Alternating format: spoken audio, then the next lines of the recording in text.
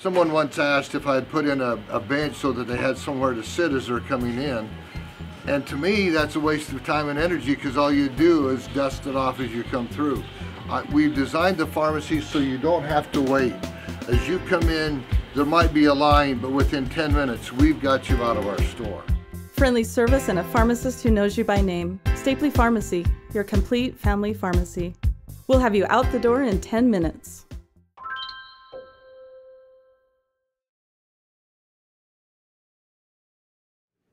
Again, thanks to all the coaches and players we've had so far, and still a lot in front of us, and the members of the media for being here. Very excited to welcome now the Desert Hills Thunder. Coach Carl Franke is here, and we've also got Brock Doman, Landon Broadhead, and Quentin Hatch with us in the room. Let's first start out with Coach Franke in his second year. Last year, 8-4, Region 9 co-champs, state semifinalists. They averaged 32 points a game, 18 giving up a game, playing over there in D Hills and Thunder Stadium. And Coach, if you could just take a couple of minutes and talk about the summer, kids that have stood out, some of the kids you have to replace, and just give an overall preview and outlook for the Thunder this year. Well, the biggest thing this year, we were fairly young last year going into the season, and basically felt like we were in pretty good shape afterwards. After the season ended, going into this year, there was a couple big question marks, and that would have been, obviously, Ty Rutledge and Josh Anderson are those two big question marks. But that each year your team, takes on a new life and new attitude, and this. Like I've told these kids from the beginning, this is one of the hardest working groups of kids I've ever had. As a head coach, obviously it's only 2 years, but as a coach, these guys have been going since February 1, and they haven't stopped, and they're very goal-driven, and I'm excited. There's a lot of same faces because we were so young last year, so a lot of experience, especially in the playoffs too, and I'm excited to see these guys strap it on and take on Stansbury our first week. Talk about just quickly a couple kids that will have to step up, maybe start at your quarterback position, and talk us through how that's going as far as replacing Ty Rutledge. Well, we went in camp, padded camp at SUU with that question mark, and we tried out 4 kids, and the last kid we tried out at that position to get reps at the varsity speed and level was a kid by the name of Nick Wormsley. And Nick was our tailback last year for the freshman team and rushed for pretty close to 1,000 yards for them last year. I mean, he was a very talented kid, very strong, quick kid. Kind of looks like a bigger version of a Bridger Cowden. So we threw him in there, and he did some great things. A lot of poise in the pocket for being so young. Didn't hesitate on throws, threw the ball well, took charge of the huddle. And, one of his first snaps, he fumbled the ball, and he went down, picked it up calmly, stepped up in the pocket, slid outside, and threw a strike for 10 yards. And I felt like, what? I had a gut feeling this is our guy. And being so young and doing that. So I just – that's who we're going to go with at camp this year. We got a couple other quarterbacks that are backing him. Cody Allen's another one. He's a junior. He'll probably be, at this point, our backup QB. He's very athletic as well and brings something to the table. But our offensive line is one of the huge pluses this season. We started 2 juniors, 2 sophomores, and a freshman last year. So now we got 2 seniors, 2 juniors, and a sophomore, and they're bigger, they're faster, and they're stronger. My left guard runs just as fast as Bridger Cowden does. So we're very athletic up front. We're big and physical, and we'll be leaning on them all season. Well, we'll get back to Coach Franke and some more comments and open up a Q&A, but let's take a few minutes here. And again, Brock Doman, Landon Broadhead, Quentin Hatch representing the Thunder, some of the team captains. Also, Sil Bundy, one of the other captains, not with us here today. Representing the Thunder. Let's start it with just guys, one by one, talk about your excitement level and your role for the Thunder football family in the 2013 season. All right, it's nice to be here with you guys today. As a captain this year, I'm looking forward to leading our team to the playoffs this year. I'm also looking forward to winning a lot of games with Coach Franke and our D coordinator, Nick Hansen, who does a great job preparing us every week for our opponents. I'm just looking forward this year, really excited with our off-season weight program that everyone picked up and everyone got bigger and faster and stronger, which hasn't really happened the past 2 years. But this year we just picked it up and ran with it. So I'm just really excited about that. Thank you, Landon. Quentin, how about you?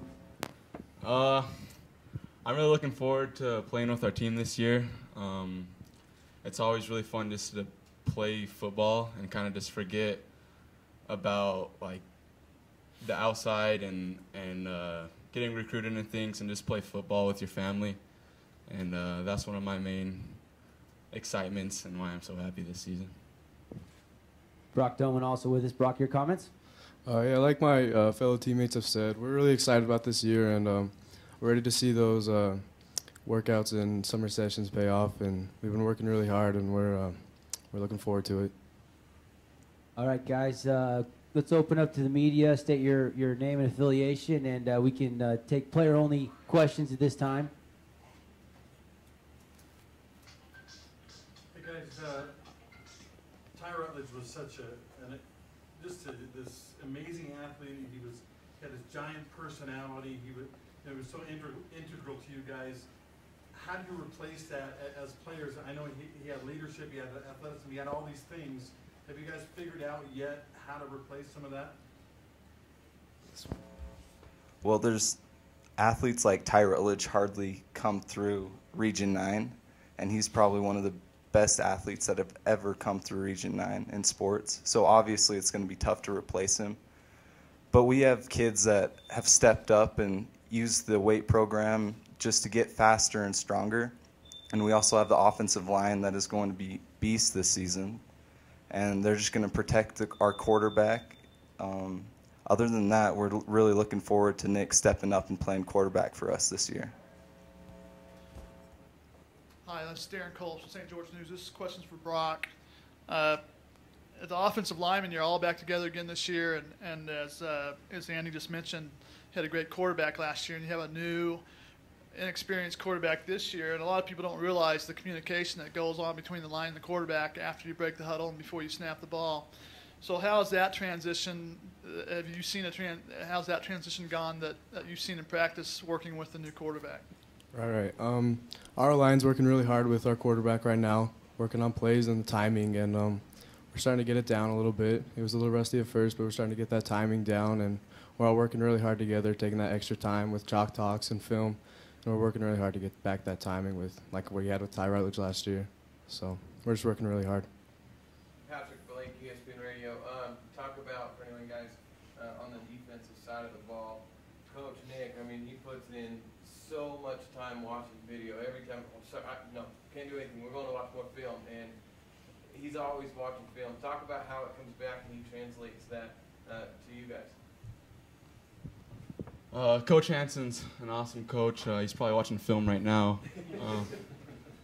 But we have a lot of film study with him, and he's really taught us as players how to look at film, and he's really put a lot of time into explaining to us the offenses of other teams, and he's really good.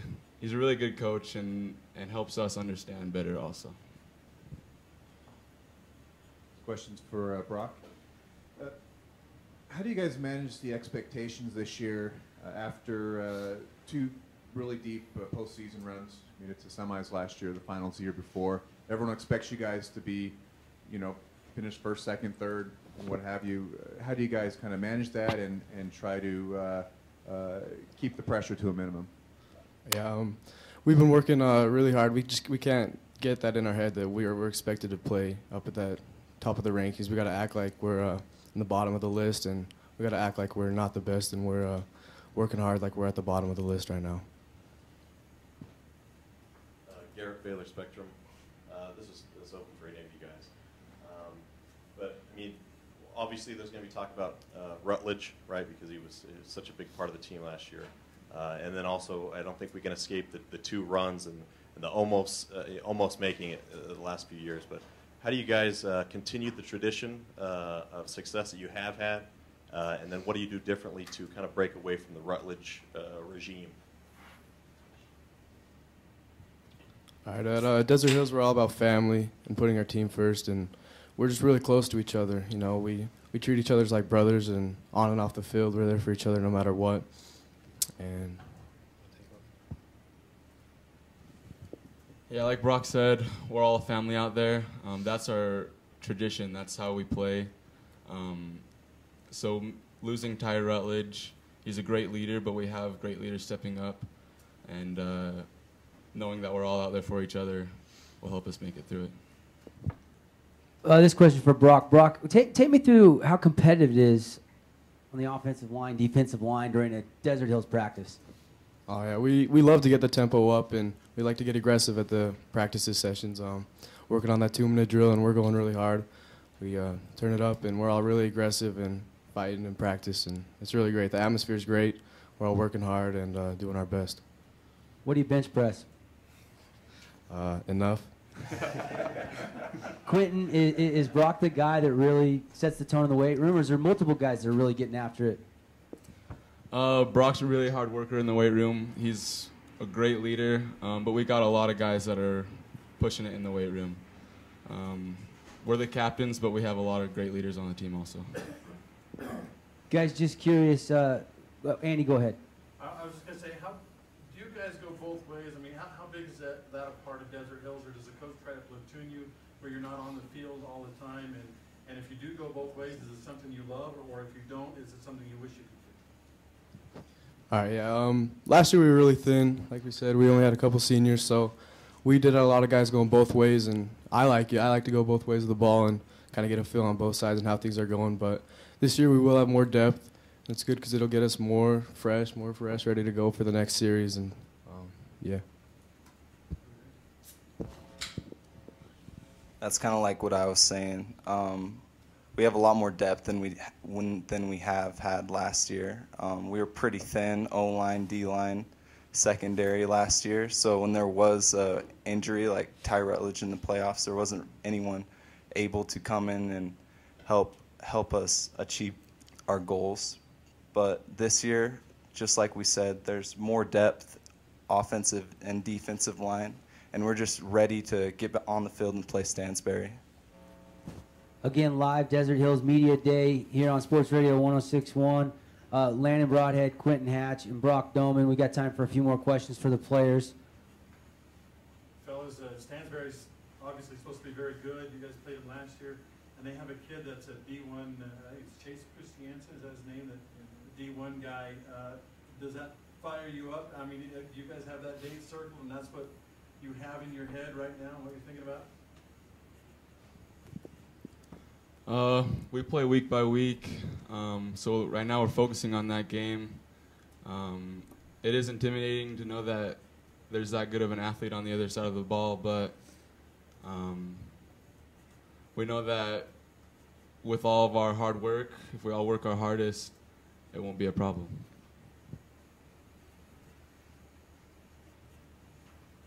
Guys, just curious, inside the region, you play in it.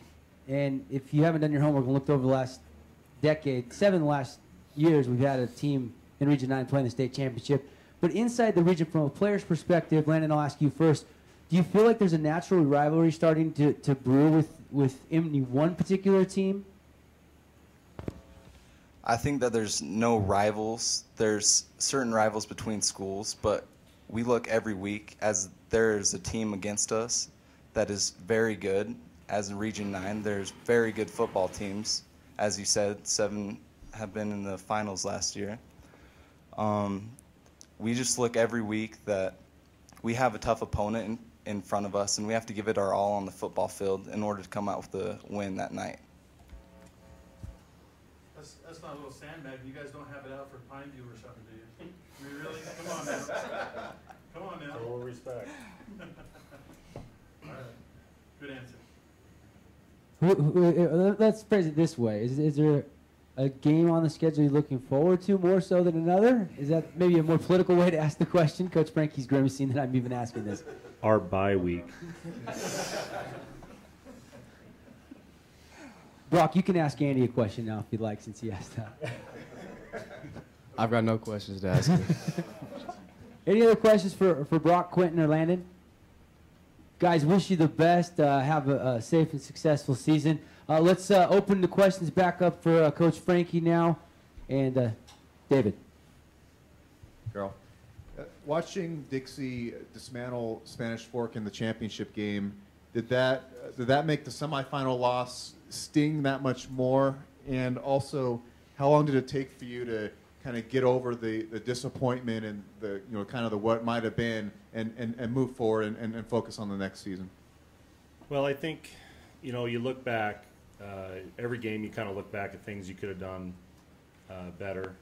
I think in the case of Spanish Fork, Ty Rutledge's ankle was the size of a balloon. Fourth play of the game, and we were able to move the ball still and score. I don't know the stats. I don't really care, but I know we were in a position to win that game. Special teams hurt us coming out. Ty getting hurt early didn't really hurt us as much on offense as it did on defense because he was covering the money kid, and we knew that we needed him on that side of the ball. And the guys that replaced him, even though they're good athletes, didn't have the experience there, and we're fairly young. So that hurt us, letting up the touchdown early. Or late, right before the half, and then they getting that, recovering that kickoff, and then scoring right away. That kind of was a huge momentum change for us. And with a young group, I was, you look back on, I was very proud on how our team responded to that. We could have just let them just kick our butt the whole second half, but our kids fought to the very end. We just didn't have enough that day. We were battling injuries. Brock had an ankle and a foot injury. Brock wouldn't even have been able to play in the Dixie game if we would have made it to the finals. Ty would have been out for the Dixie game. Our left guard, Gabe Sewell, would have been out for the game. So we were pretty battered. And like these guys had said, we didn't have a lot of depth. But, we probably played one of the worst football games of the season, regular season, against Dixie. I think we had like 15, 16 penalties, and it just was atrocious to watch on film. And, we lost by 3 points. So we knew we were right there. It just wasn't our day. And, we're just hoping and praying that the hard work that we've put in as coaches in the offseason and these players have put in it will get us into the position where we can finish it off. Coach, I know you talked about injuries just now. Last year you lost the Wagner kid. Is he back? How's that? ACL? Well, yeah, Wagner didn't play at all last year. We tried to get him out. I mean, it wasn't like he came out and then didn't. He was kind of tentative on coming out on that, and he was very limited in the basketball season as well. But we've been going through two-minute drills, and we're going live. I mean, we don't have pads on, but that kid's got an absolute motor. I mean, he's not as big as the Hunter Dimmick kid a couple years ago, but he has the same motor. That kid is nonstop off the edge, and he's going to be something to handle this year. And he's a big, strong, physical kid. So we're really, really happy. I know these guys are very excited to have him back with us this year.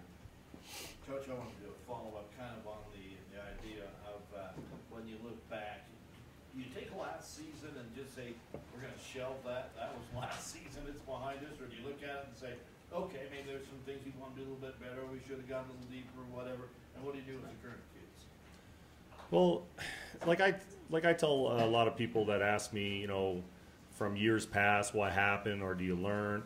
I mean, as a coach, you got to learn from your experiences. Otherwise, you're just, we'll fall short every year. You look back on game film and, you kind of say, man, I wish I would have done this differently and that differently, which, we all do after the game, watching film and play Monday morning quarterback. And, I think each year what's special is every group, every team in the whole state it has the same goal, and that's to win a region and win a championship. And that's what gets everyone excited for football because there's always that hope. And then, you just hopefully as an experienced coach try to keep your kids level-headed.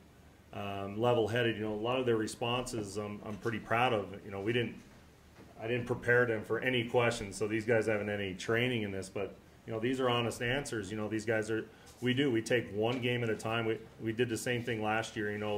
I was asked a question, how do you feel like taking third and going into the postseason as the third team? And you know, we had 2 games left on the schedule, and I just said, hey, you know, anything can happen. These kids are looking at the next game, which was Hurricane on the schedule, as a game that is a win, a possible win for us, and we gotta do our part, and then everything else where the chips lay happen, then we'll go from there. But you know, that's how these kids are. It's one play at a time. We preach it, one play at a time.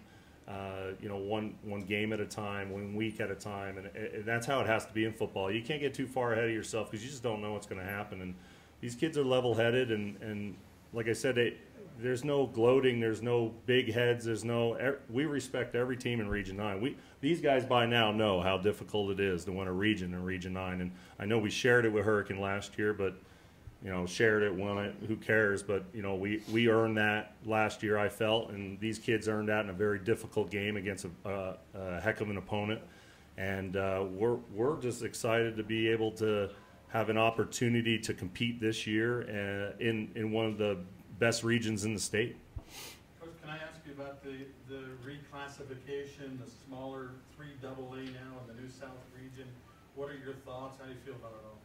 You know, I've talked to Devin a little bit about, you know, watered down, not watered down. I mean, you know, whether it's watered down or not, the region isn't watered down. So, I mean, I kind of have a feeling that, you know, you're going to have Stansbury. I think Coach Shaw said this on the radio earlier, was that, you know, Stansbury, Juan Diego, and Bear River are going to be very difficult teams to beat in the postseason, and we all believe that they'll be there. I don't know who the 4th, 5th, and 6th teams will be, but I have a feeling that we're going to, in order to win a state championship this year, we're probably going to have to beat somebody in Region 9 twice, and that's very difficult to do anyway. So, you know, like I said, it's going to be one of those things. Hopefully we can be in the top 2 teams, maybe get a first-round bye, recover if we have any injuries, and then maybe have an extra week to prepare against a difficult opponent. But it's as watered down as people say it is. If you look on the teams on that list, it's not too watered down. So it's going to be a definite battle and a grind the entire year, and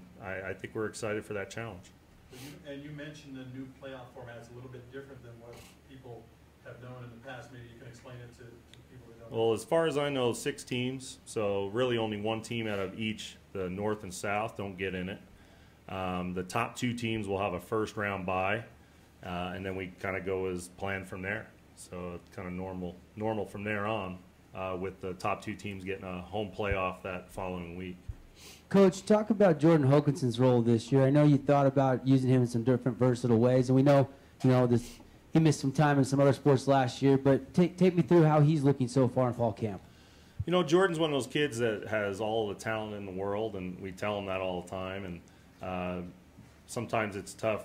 Some athletes, you just got to get them focused and pointed in the right direction, and, you know, as a coach, you kind of see these kids every year. You always have a kid on a team that has no talent, but has probably the largest heart in the world, your Rudies. And then you have a kid that has all the talent in the world, and the work ethic and so on isn't as much. You know, Jordan has learned a lot about himself and about how important he is to his teammates over this past season with basketball and the things that had happened there. But, you know, Jordan's a great kid. And he wants to do well, and he wants to be there. He doesn't want to let his teammates down, and he's expressed that to me. And, you know, he's a prolific player. You know, you talk about your Batchelors and Websters and all these other receivers. Jordan Hokinson is as good or better than any of those kids. But he's just got to have his head screwed on straight. And if he does, and he comes in with the right mindset, he's going to be very difficult to defend for other teams, and he's going to be very exciting to watch this season. Follow-up question. I just want to learn a little bit more, and want you to talk a little bit more about your quarterback, Nick Wormsley. With Wormsley? Yeah. You know, Nick is a kid that surprised me. You know, obviously, you know, Blaine went through this with Barney, you know, and this is my first go-around with a really young quarterback. And talking to Blaine and talking to some other coaches about using, you know, a great athlete at quarterback, and even though he's a sophomore and you're going to take some lumps and you're going to do some things, the thing I feel comfortable about with Nick is he understands the game. We run the ball quite a bit out of the backfield, so he knows how to carry the rock, and he's a hard runner. He's quick. He makes good decisions. The passing game is always going to be a trial and error. I mean, it's going to come. You know, Barney didn't come out and set the world on fire as a sophomore. You know, I mean, he did real well, but there were some things he had to work on. And I see a lot of that in Nick. You know, he wants to do well. He knows the shoes he's filling. But at the same time, we talk about who's around him. And he knows he just needs to manage the game. We talk about managing the football game, not turning the ball over. I always remind him that, you know, you got great guys in front of you. You got a heck of a running back standing next to you. And he's got a ton of receivers to throw to. We got, besides Jordan Hokinson, we got a kid that Chipper Walcott's cousin moved in from Arizona, the Braden Reber kid, and that kid can flat out play. We actually stole a kid from the basketball team. I was so excited to have him, Taylor Houston. Taylor Houston is going to help his basketball season because he's starting to feel comfortable now, and he's got great hands. He goes up and gets it. And then Mason Palmer's another kid that's very athletic, great hands, and we got a slew of receivers. Like this year, it's almost it's finally catching up that we have some depth in some positions, and it's nice to see. Is there any positions where you don't have depth? I don't know.